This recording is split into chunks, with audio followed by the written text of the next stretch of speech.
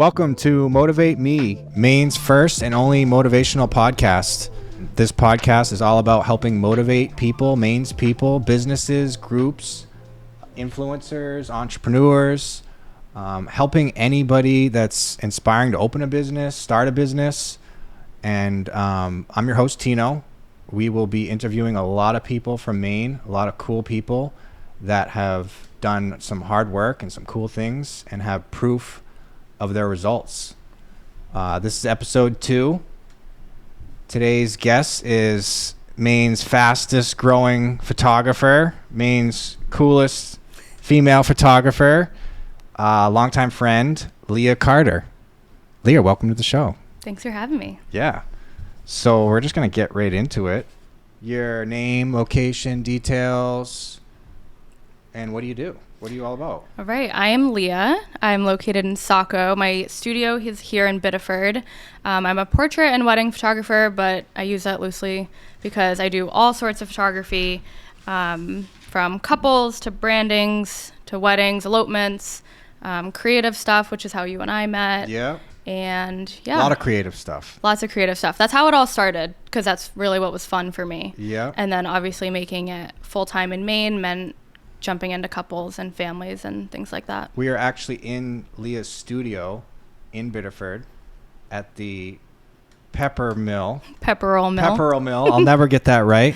Pepperell Mill. And we're lucky enough to use this space, which is awesome. We're probably going to use it in the future. I've done a few shoots here. But yeah.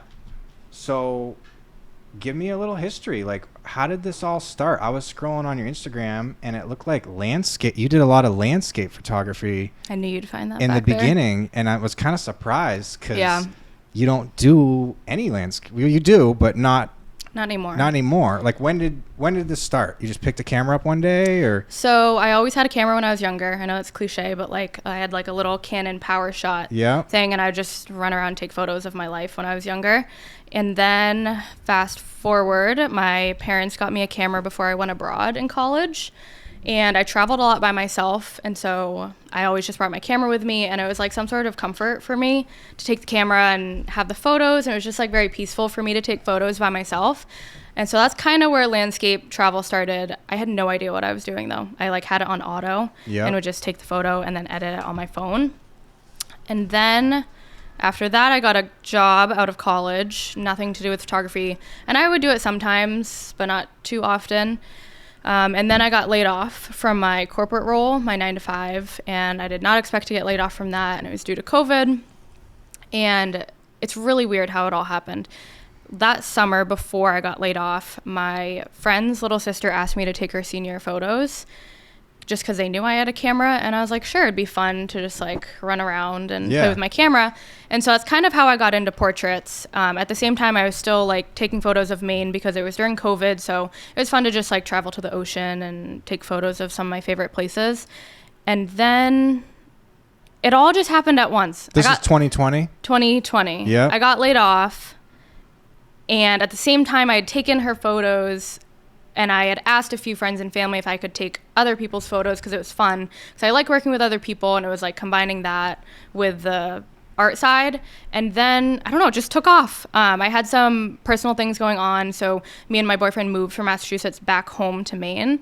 And so with that, I didn't reapply to full-time jobs, like in the corporate world again. Yep. And so I was able to just ramp up my business from there, basically. You're not from Maine? I am from Maine. Oh, but you went We were in Massachusetts and then moved back to Maine. Okay. Yeah, I didn't know that. I didn't know that. When did you like make it a business? When did you start turning a profit? Because you can have an Instagram page, you can take pictures. When did you actually start charging people and getting legit? Like, it was actually pretty soon after I got laid off that I started charging. It was really cheap, but someone from high school reached out to me about doing her engagement photos. I was like, sure, it'd be fun. And I brought my friend with me, and we just like ran around the beach and had fun with it. And then next thing you know, she was eloping. And so that was like a big deal to me. Yeah. And I'd never done that before. So that's kind of how it got started, like outside of my network of direct friends and family. Because we knew each other in middle school and high school, and then she had just been like watching my page. and watching it grow. So I think that's like the first one I really charged for, which was maybe like September of 2020. Yeah, so you really haven't been doing it that long. No. In the scheme of things. No, and I still really didn't know how to use a camera, to be honest. No. I mean, it's been cool to watch your Instagram page and watch your growth, and it's happened pretty fast. I'm not going to lie. Yeah. And see, that's how I found you. I found you through seeing someone else's pictures that they tagged you on, and then I clicked your page. And then even looking back from when we first worked. That was a while ago. Yeah, till now, you've grown quite a bit. Yeah. And it's pretty funny. The first time I met you, I went to your house in your studio basement. Yep. And I'll never forget, you had a stool that was like nibbled on by your dog. That it was like it wasn't even my dog. It was from like someone else's house. There's like this stool, and it was fine. It worked, and I just thought, I was like, no, it's not in the photos. It's fine. Yeah, it wasn't in the photos, but we're now in your studio.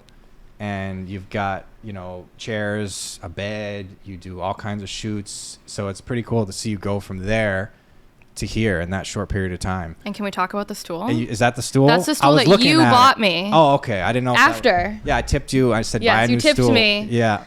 That's can we bring the stool in, like special guest here? That's funny because this is really it. When I left, I said, you felt so bad for me. You have to get a new stool. And I was like, this is it. This is the stool. And the one you had was like chewed on the bottom. And I'll never forget it. But it's kind of like a statement to your growth. Yeah. And where you've been. And like, it was pretty cool.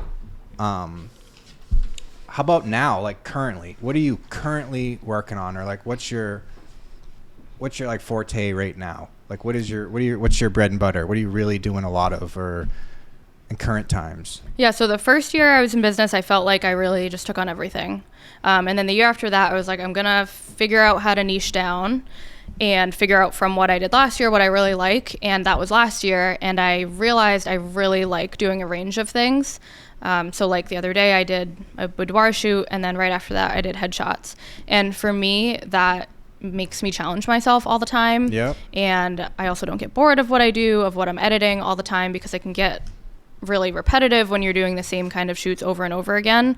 So you do a lot of weddings too. Yeah, I really like doing weddings as well, but I really don't want to burn out doing weddings. I've seen so many photographers do that, and it's like every weekend, they're very long, it's a lot of editing after, and so I enjoy having those, but not full time. Yeah, not only that. Yeah, because it was when I first started following you, it was a lot of portraits, creative photography. And then all of a sudden I saw a lot of weddings. So it's pretty cool to see you kind of grow into that. Yeah. Now you do a little bit of everything. Yep. We're going to jump to motivation. What motivates you? Is there a person that you look up to? Is it a spouse, a family member, your dog? I know you got a dog. Money. When you wake up in the morning, being self-employed is really tough. You make your own schedule. You're your own boss. What motivates Leah? I think it's less of a thing, but after coming out of a corporate 9-to-5, I really enjoyed that environment and like trying to climb the ladder, and then being completely out of it on my own. I feel like I'm very motivated to not maybe ever go back to that environment. Yeah, and that's so a good one. Just like all of the beauties of self-employment. So for me, it's like time freedom. I'm not a super morning person, so I've been finding like slower mornings and enjoying my time then. And then sometimes I'm more creative and productive at night, and that just is how I'm able to build my schedule now.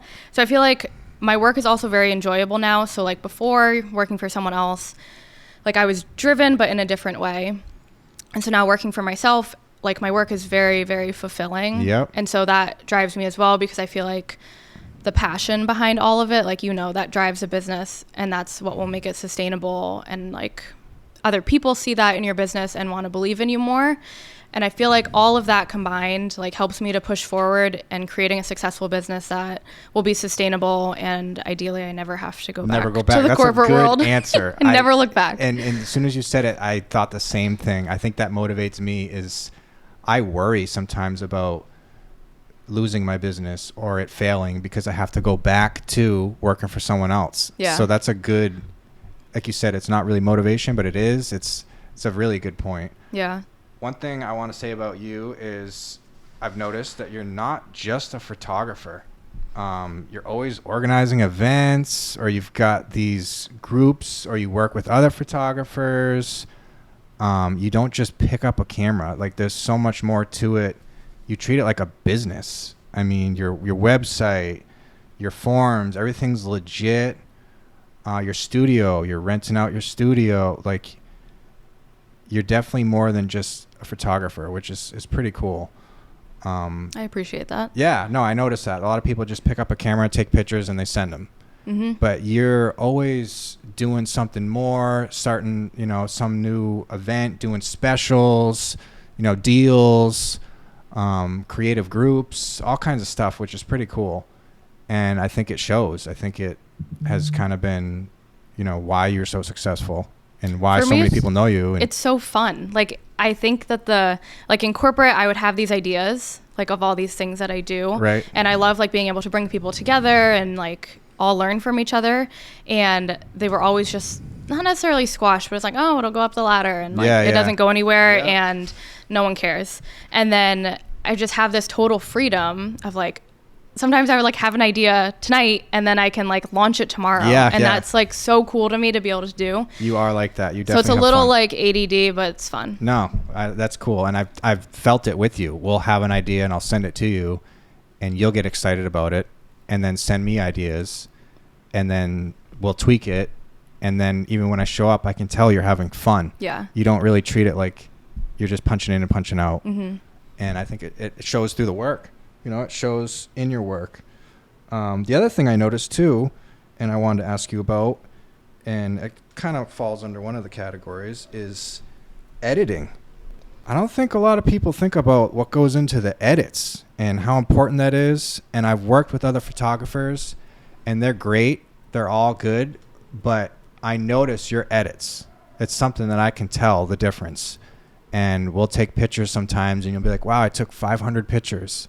And then I'll get 10 back, 12 back, or whatever, 25, more than that. But that's a lot of deleting. That's a lot of editing. That's a lot of, like, how important is a good edit or an edit program? Or yeah, I mean, it's almost half of it.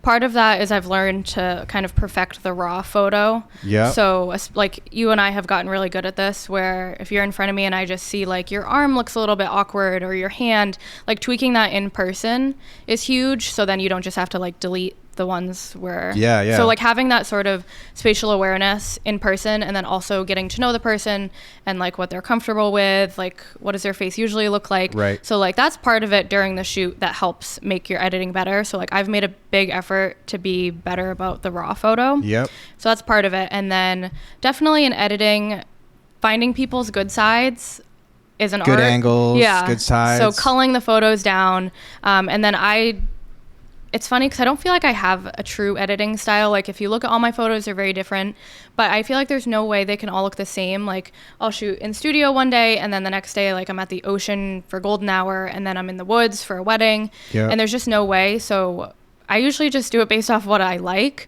I'll use, like, a similar preset on these and then tweak them all, but I feel like vibrant, true to color, maybe a little bit on the warmer side is what my edit is. I can tell. You can? I can tell. I can tell every time I work with you when they come back. I could tell, if I got 5 different pictures from different photographers and they all sent them back, I would know which one was yours. Oh, well, that makes me feel better. Yeah, I can just tell I don't know what you're doing, if there's a special program or the time you put in, but I think that's something that people don't talk about enough is the editing. Mm-hmm. A lot of people can just take a picture and send it back to you, but the time you put in editing and cropping, black and whites, we'll take a bunch of pictures in color and you'll send me black and whites back, which is pretty cool. So, like, that's one thing that I definitely notice. And yeah, it reflects in your work too. I think I've figured out, on average, rule of thumb is that if there is an hour shoot, it takes about 2 hours to edit. So, like, double the time. Wow. See, I wouldn't even have known that. I think it depends. Like, it varies. So a 2-hour shoot would be 4 hours edit time? About. And that also includes, like, likely uploading, culling the photos, so, like, deleting the ones that you don't want to edit, and then also, like, uploading to deliver and things like that. I would say on average. I don't know. It varies. Like weddings will obviously take longer. Oh, yeah. Like throughout the day, the lighting changes. And what people want from you and whatnot. Exactly. Is there a program that you recommend or you have a preference on? I use Lightroom for everything. Lightroom? Adobe Lightroom. Okay. Yep. Cool. We're going to reach into the challenges. You know, what are the challenges of being a photographer in today's world, and what is something you wish you knew before you started this? You know, if someone could say, before you do this, you're going to want to get this camera, or before you do this, you should really get a good edit program. You know, what's the biggest challenge for you? I'd say biggest challenge is imposter syndrome in a very saturated market. So the barrier to entry to be a photographer is very low. I feel like there's new photographers all the time. So everyone's a photographer these days. Yeah. Yes. And if you just start your Instagram account, you can be one. Yeah, that's so true. And so you can hire someone like that. So for me, I've seen a lot of value in, like, sounds cheesy, but just like putting your head down and doing work. Yeah. And trying to, trust your gut. Yeah. Trusting your gut and just not being so worried about the people around you. There's obviously a lot of value in like community and learning from others and having mentors and things. But at the end of the day, it's your business. So if you're feeling insecure about your business, like the only person that can change that is you. Yep. So just like learning to be confident in your business can take your business so much further, instead of feeling like you're not worthy or that there's a million other photographers, which is true, but there really is business for everyone. Yep. So having that mindset has like helped me shift a lot in the past few years. That's a really good point, because I'm in an industry where there really isn't a lot of me. Mm-hmm. There's only a few other guys that are doing, or companies that are doing what I'm doing. So I don't feel that effect. But when I think about photographers, there's going to be thousands of photographers in Maine. And if you don't know one, you're like, oh, someone just shot my cousin's wedding. Yeah. So there's always someone. I never even thought of that. Like, yeah. That's a really good one. And if there's something that someone could say to you before you started, you know, or recommend, you know, what's one thing you wish you knew that I wish I knew about this before I started, or I wish I knew. I think that having the most up-to-date gear isn't 100% necessary. I started with a Canon Rebel, which if anyone knows, it's awful. And then I used a Nikon crop sensor, and then you move up to a full frame camera, and now I use a mirrorless camera. But I did a lot of work at the crop sensor level. And I had people messaging me asking what I was using, and I'd tell them, and I didn't really even understand the concept, and they were like shocked that I was using that camera. And almost even having a really nice lens is almost more important than having a really nice body. So invest in the glass. Yeah. And is this your camera you use right here? This is. Yeah. So it's not all about having like the best gear. But like using free resources is really helpful. So like learning everything from YouTube, using social media platforms that are free, like Facebook, Instagram and TikTok to promote your business is free. Like using free resources like that in the beginning to your advantage will be huge. Yep. Another thing I want to say about you is you are always down and game. Everything I've sent you, everything I've asked you to do, you don't even hesitate. I have kind of a crazy concept and idea on like photo shoots or art, creativity, and you're like, yeah, let's do it.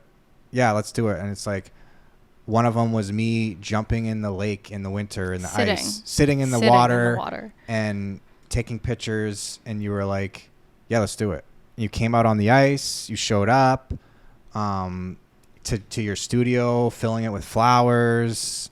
I mean, I will say you have had the craziest ideas probably. Yeah. I'll like admit anything it. that I'll I've admit done. it. I have some pretty like off the wall ideas, and you don't even like doubt them. You don't shut them down. A lot of people would like shut them down. Like, we're not doing that, or I don't think that's possible. You're like, yeah, when do you want to do it? Or like, when I could be like, Leah, I want to do a shoot in outer space. And you'd be like, yeah, let's do it. Like, when are we going to do it? So you're always down. You're always game, and you get out there. You do it. You show up. When I did my shoot for my business, you came out to the lake. You walked out on the dock. I mean, you got the right shots. So, yeah, I kind of want to commend you for that. You're always game for anything, really. So I'm sure more people ask you stuff than just that too. I'm sure you get all kinds of questions and requests of stuff. I feel like that's how I've been able to build my business and have a wider portfolio. I find a lot of photographers like specifically won't take on event photography if they mainly do weddings or like headshots and things like that. I feel like with my corporate background, it makes it easier for me to go into those settings than maybe someone else. But I mean, there's obviously a first for everything. And I've just found like the more uncomfortable situations you put yourself in, the more you grow. Yep. And so maybe I'll find that I didn't like it, but how would I know until I try it? Yep. So like your creative stuff just is exciting for me and fun because your brain is crazy and no one else thinks like that. So I appreciate that. I always have fun, and I'm one of those guys that's like, let's do something different. I want to do something different, out of the box. I don't want just a standard, headshot, which is fine. That's fine for businesses, realtors. I totally get it, but I think I'm kind of an artist in a way, or have some creativity, and I need to just get it out. It's the weirdest thing. Like, I just need to get it out and do it. And we've done some pretty crazy stuff, and it's always fun. Definitely. We're gonna jump to like personal life. What's your personal life like? What are you doing on the weekends? What do you do when you're off? So I always joke that photography used to be like my one and only hobby.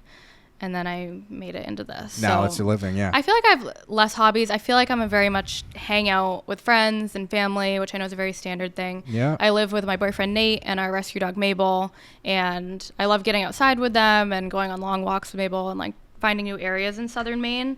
Hanging at the house. Yeah. I like trying new coffee shops. Okay. That's fun for me. I didn't know that. You're a coffee connoisseur. I mean, not really a connoisseur. I just like the vibe. Like especially going to a new city, like you go to their like local coffee shop. Yeah. I like doing that. I like thrifting as well. Okay, I didn't know that. I have to be in the right mood like to enter a Goodwill, but that makes sense because fun. You've thrifted a couple props before. Your TV. The TV was a good find. I've seen you thrift stuff for shoots a lot. But I didn't really know that. And then your dog. Yep. I've seen pictures of her online. I know you're very into her. She's a gem. Trying to think what else. I've been liking going to local workout classes. I've been going to yoga. It's just sometimes hard to get to the gym. Yeah. And like self-motivated, so going to a class with other people is fun. And I will admit I do like trash TV sometimes. Sometimes for me it just like reality TV? Yeah. Yes. It depends on what it is. I'm the same way. I just have to like literally shut my brain off sometimes, and I'm like, I need to lose brain cells watching this TV show so my brain is not like stimulated. So sometimes that's like a guilty pleasure, and that's one of the only things that like gets me to sit on a couch. Yeah, I just watched the whole season of Real World on Netflix. Real World. Yeah, it was like an old season of it. That's funny. That's Survivor, on Netflix. all those reality shows. I'm the same way, so I definitely it helps get it. relax, even though I'm usually editing. Yeah. But this question is kind of a different one. I don't really know if you have an answer, but what's the like craziest thing that's happened to you on a shoot, or the funniest thing, or something that you won't forget, like someone passing out or someone is there anything that stands out that you were like, that was crazy, like that was fucked up, someone just passed out or someone just threw up or someone, like anything crazy? I feel like there's definitely funny. something that's happened at a wedding, and I am just blanking. I'm sure weddings are probably comical. Something funny happens there. I feel like I'm pretty unfazed by most things that I see. Yeah, you're used to it by now. At this point, I'm trying to think. I knew that'd be a tough one. I just didn't know. I know, but you'd think I would have an answer. I will say I had a family shoot with a family that I've now photographed like so many of their milestones, and it was with their little girl, and I, do the typical like parents hold their hand and like swing, like 1, 2, 3, jump, and so we were doing that, and the mom had told me that she has been like in this phase where she'll just cry a lot for no reason. And so they did it a few times, and she started crying, and she's like, oh, come on, like we're at a photo shoot. Yeah. And then it just didn't get better, which sometimes happens with kids at shoots. It's I bet. fine. That must be tough with kids. And then a few days go by and she messages me that they went to the doctor and her like shoulders were pulled out of her body, which I guess happens to kids. Yeah, it does. So now I'm really scared about whenever we do that kids, pose. yeah. I say careful of their shoulders, but like she was really hurting and that's why she was crying. Yeah. So shout out to Kit. I'm sorry I hurt your shoulders. Thing. That's actually a thing. I have a niece and I picked her up when she was 6 years old by her arms, and it's like called like nursing arm or something, and kids' arms will dislocate at a young age. But they're so pliable. Yeah, they pop it back in. Yeah. I just felt so bad because they were like, they're like, come on, like, don't need to cry. Yeah, we need the pictures. Meanwhile, both of her shoulders are out of her body. So don't send your kids at a photo shoot. You know, be mindful. Grab them by the underarm or something. Yeah, you might have to. I felt so bad. Put that in your contract or something. Yeah, that's a good story. Word of the episode. Each episode is gonna have a word, and it's gonna be different each episode. And I'm gonna pick it pertaining to each guest. This one for Leah is going to be consistency.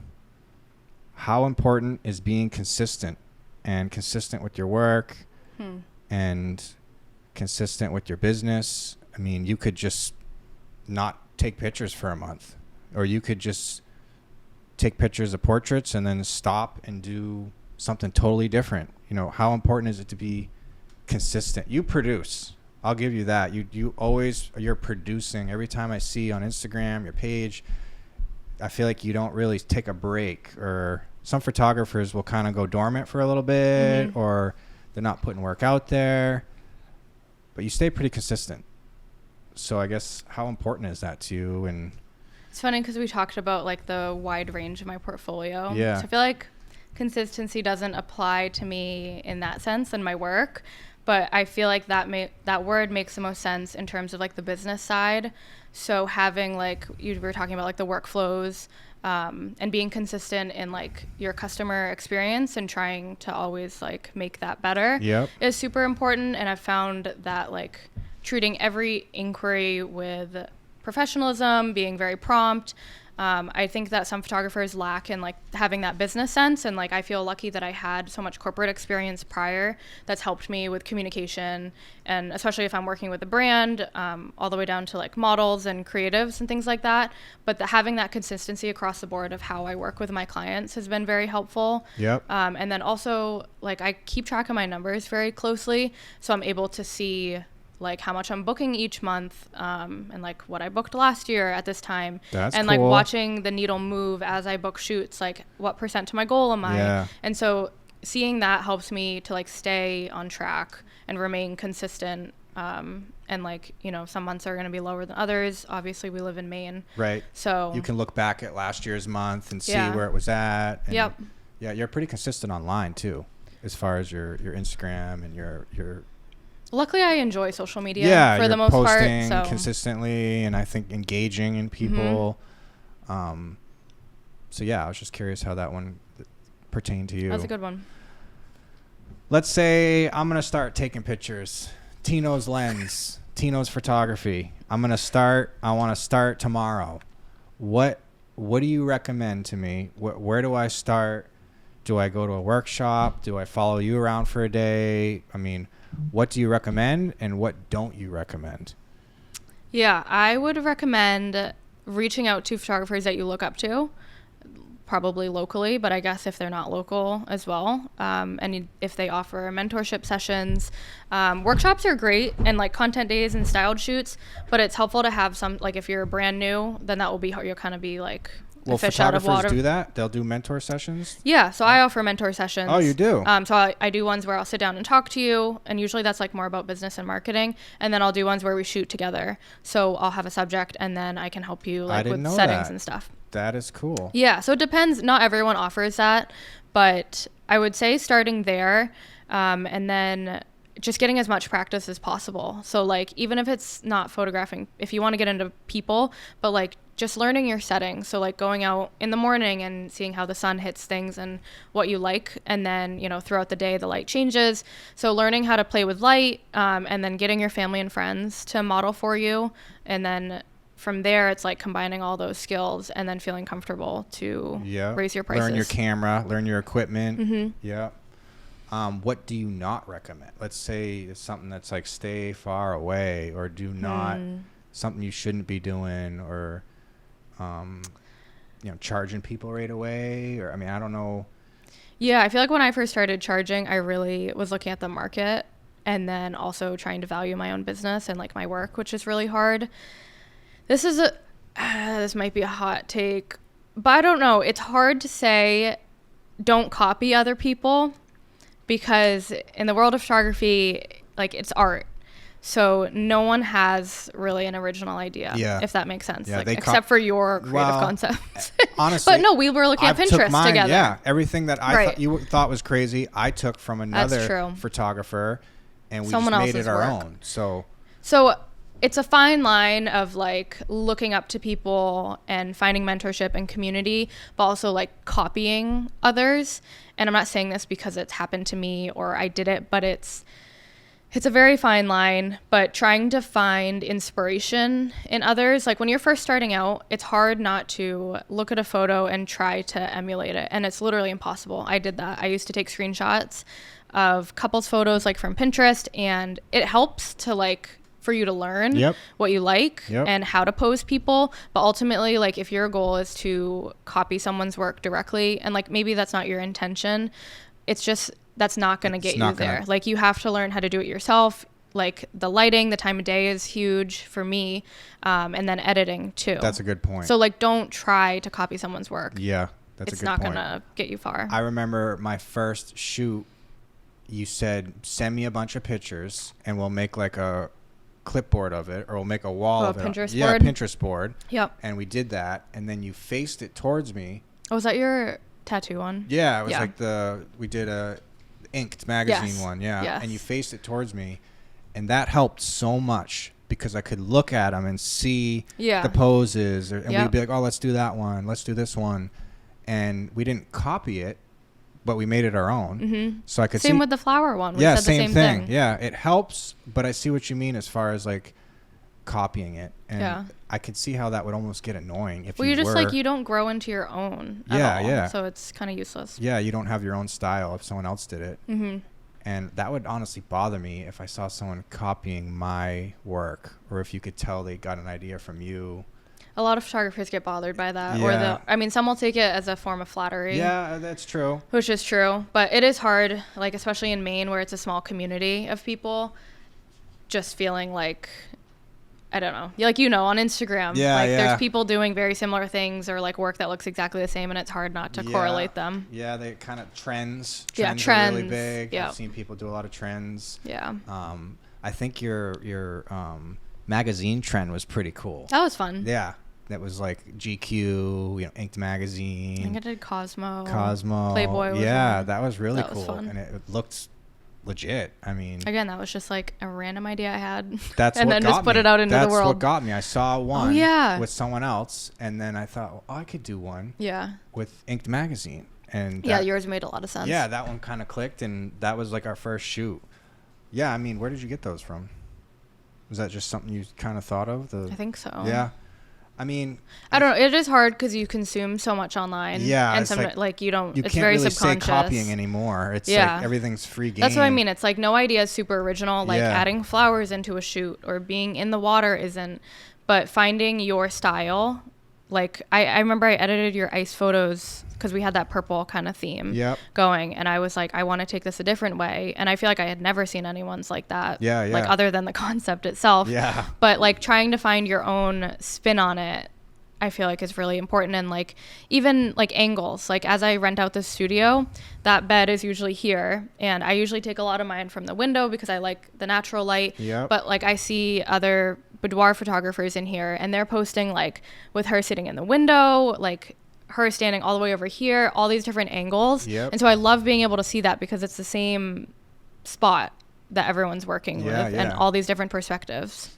And every time we shoot, you're always like kneeling on the ground, or you're up on my friend just said that. She's like, you're always like climbing on things. Yeah, you're always like climbing. You asked me one time if we needed a ladder. Do you think we'll need a ladder? I'm like, we might. So I had this awful realization one day, and I feel like it was like too late in my business that I was having this. I started realizing you can tell I'm a short photographer. And I was like doing headshots. They were like just like a little Based bit lower, like a little bit under someone's chin. And I'm like, oh my God, you can tell I'm like 5'2", shooting up your nose. And so ever since then, I've like tried to compensate. Like Standing you see on me things. like holding my arms up like this a lot, standing on things. Yeah. Like people probably didn't notice, but you did. I started looking back at like some headshots specifically where I'm like, oh my God, it's taking it from my point of view. Yeah. What do you think when you look back on your work? Do you laugh? Are you like, it's kind of painful. Is it happy? Or you're like, wow, I've grown so much? Or? It is cool to see how much I've grown. Yeah. I think every photographer looks back on their work and it's like, oh God, that's cringy. And maybe I'll do that in a year from now. Right. Hopefully not, because it's kind of plateaued, but yeah, definitely cringy back in the day. What's next? What's next for Leah Carter? Leah's Lens. Is there a bigger studio in the works? Is there hiring someone else on board? Is there new equipment on the way? Good question. What's next for you? All of those things are things that I've really been thinking about very hard during slow season. I've thought about a larger space. I kind of need to run some numbers on that and see if it's worth it, because being a studio owner has been like a whole new role that I didn't really know what it entailed, other than just being like, for me, being able to work and shoot in here. But I've really enjoyed it, and I kind of just need to weigh the options of like, when I get busier with weddings, is it something that I want to take on and do? I've considered hiring someone.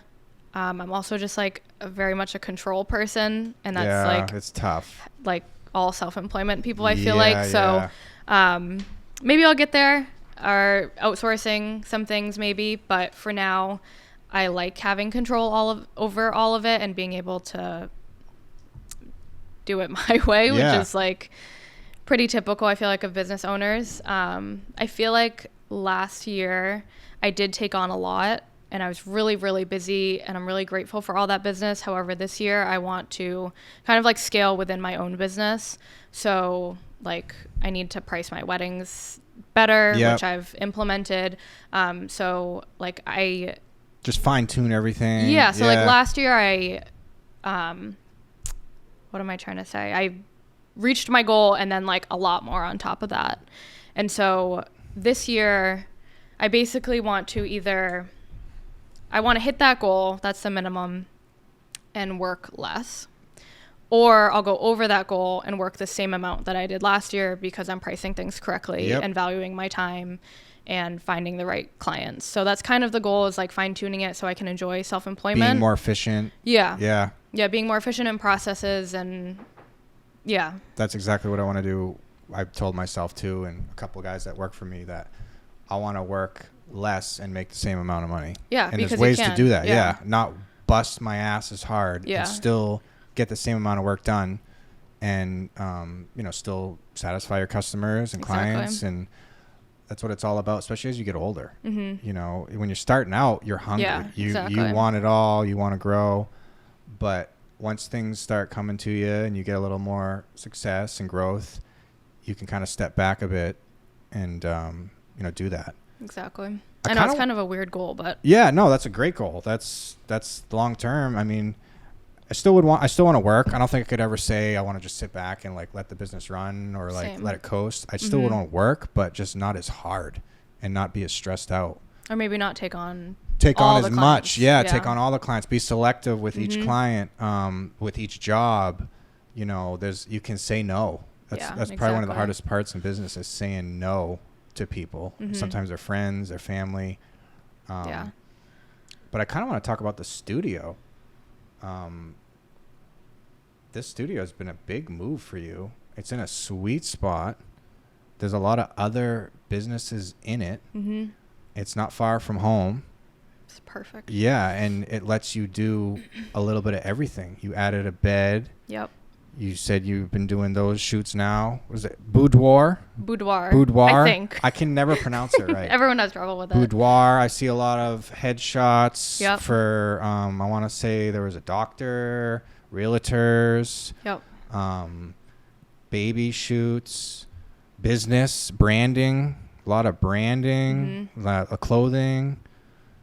So this studio has been a really big move on your part. Yeah. And I'm sure it's a little stressful. There's a lot to it, cleaning it. But like looking back at last year and like looking at the numbers even, I was able to like double what I did in January last year. Yep. This January. Good for and you. Like it's all because of the studio though. Like I didn't. Yeah, you didn't. I barely shot outside this January, which is kind of unusual.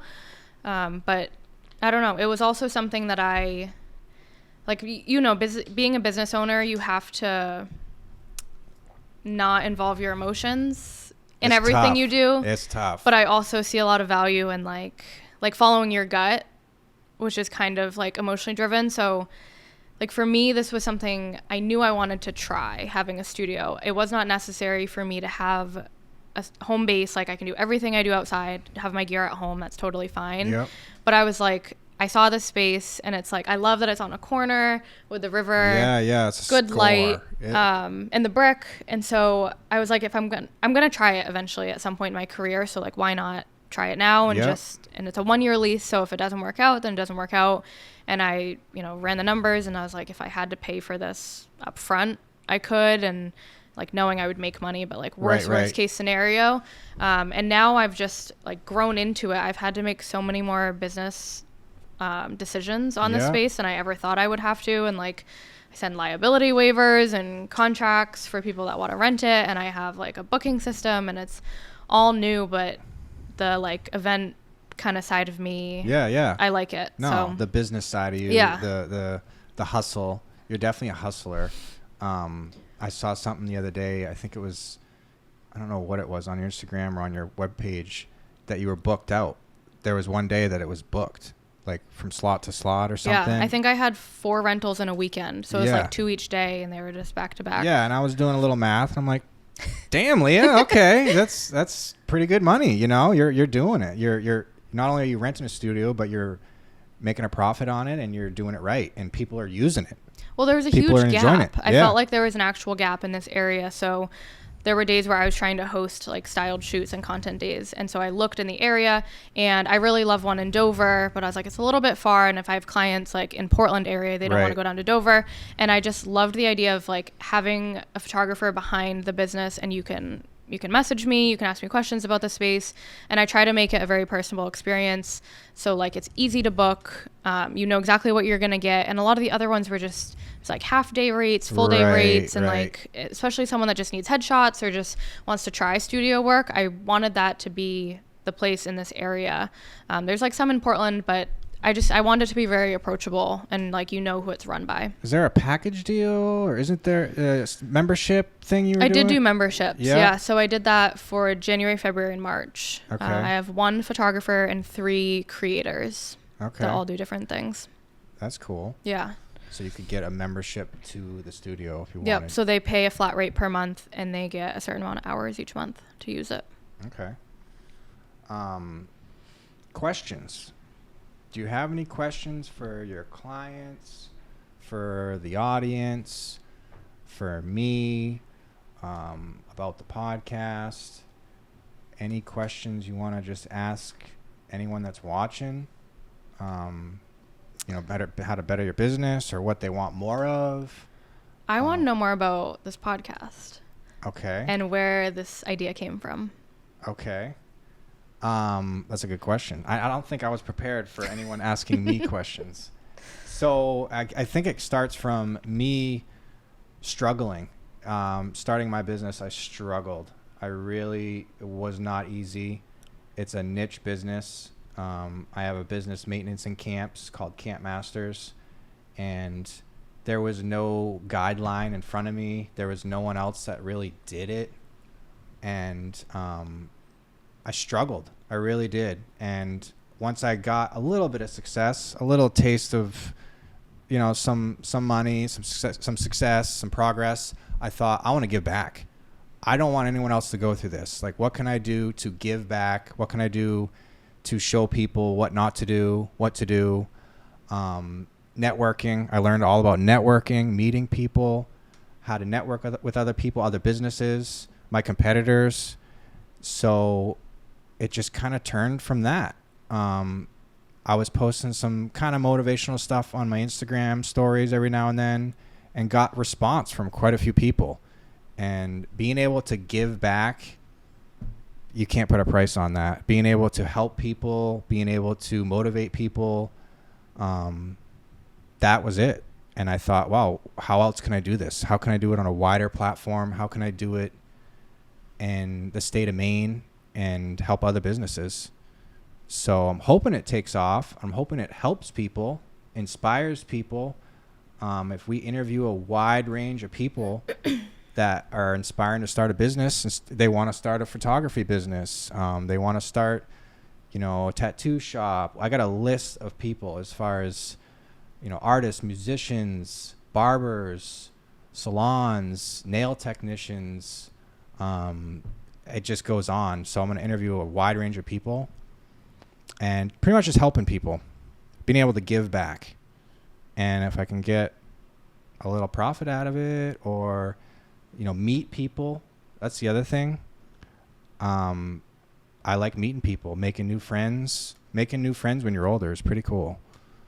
So, yeah, that's what I would say about this podcast. Motivating people. The other thing, too, is Maine is hurting for small businesses.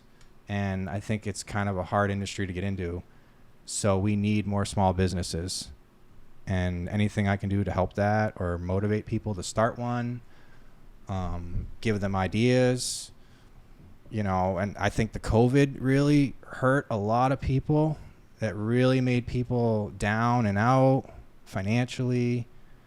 And we really need like a little kickback. We need some sort of like motivation. So motivate me. That's where it started from. Love it. Yeah. On that list of things that I was saying earlier about using free resources, podcast is definitely one of them. What do you mean? Like I was saying, use your free resources like YouTube. Oh, yeah, free platforms, but like listening to podcasts is such a great way to do that too. The other thing too is I love podcasts. I watch a lot of podcasts.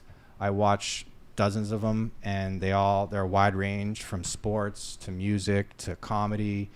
And I thought, well, that'd be cool. Be cool to start one. Be cool to meet that guy. The other thing too is there's a lot of people I see on the internet or I see their businesses, and I think, wow, it'd be cool to meet that person. Be cool to ask them, be cool to meet Leah and ask her how she started her business. Or there's some people I don't even know that I want to interview and just see how they run their business. I think it would be beneficial to me too, and other people. I might interview another photographer, and I'm sure people are going to watch this and see what you said, and it's going to help them.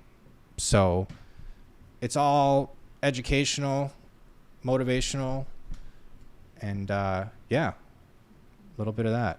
Yeah, self-employment is isolating, so yes, learning more from others is definitely helpful. Definitely, and like-minded people, cool people. I notice a lot of people that are self-employed are very similar. They know the struggle. Mm-hmm. I have a lot of respect for people that are self-employed, started their own business. There's a lot of people out there working hard for a company and for a business that mm-hmm. I don't, no disrespect to them at all. They've worked their way up the ladder. Some of them inherit the business, take it over. But there's so much more respect in self-employment because I know they went through the struggle. They started from the bottom, and it's a hustle. Totally. What is and do you watch any podcasts? And if you do, which ones do you watch? I don't watch podcasts per se. I listen. Okay. I usually listen to them in the car. Yep. There are a few photography ones that I like. Oh, I didn't know that. There's one called Oh Shoot, and she is a younger photographer, and she'll talk a lot about like trends online and just things that are really relevant to me. So it's nice to kind of hear someone that like talks about things that I think about day to day. And then I love crime podcasts. So I listen. Yes. Okay. There's Dark Down East. That sounds familiar. Which is, by a Mainer. Yeah. And I've actually done photos for her, and it's really cool to listen to her podcast. And I like her stance on it. Like it's, I don't know how to explain it. That sounds so familiar. I think I've heard of that one. Yeah. I'm trying to think if there's any others. Podcasts are cool because you can listen to them or watch them. Most of them are just audio. They started out as audio. Yeah. And now they've got video. I watch a lot of ones with video, but I'll have to look those up. I think those are my top 2. Yeah. What was the first photography one? Oh Shoot. Oh Shoot. Is it video or is it just audio? She does do video. I just don't watch a lot of YouTube. Yeah, sometimes you're busy or in the car. I see people at the gym listening to podcasts. There's one called Anything Goes by Emma Chamberlain, and I think she started as a YouTuber, but that's like my mindless one. Like if I can't think about business or crime, and then I just need something kind of in the background, and it's Anything Goes, and she just chats. That's cool. So it's a range of them. Yeah. Actually, there's another one called Ear Hustle. Have you heard of that one? Ear Hustle, no. It is it's co-hosted by like a media person and then someone that is a lifer in jail, and they talk about prison life. Wow. And they'll have people like call into the podcast or talk on the podcast, but he'll talk about what it's like. Is he currently in jail? Yes. And so she will travel like on site to their media room and do the podcast, and it's so well done.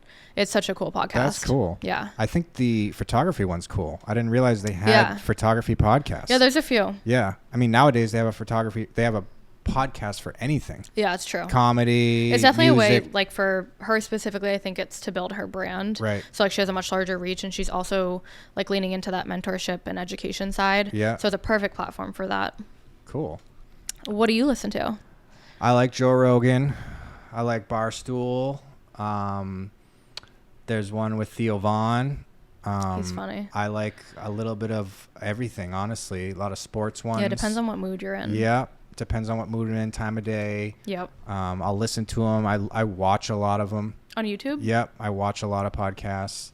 And yeah, I think that's another thing that the COVID changed.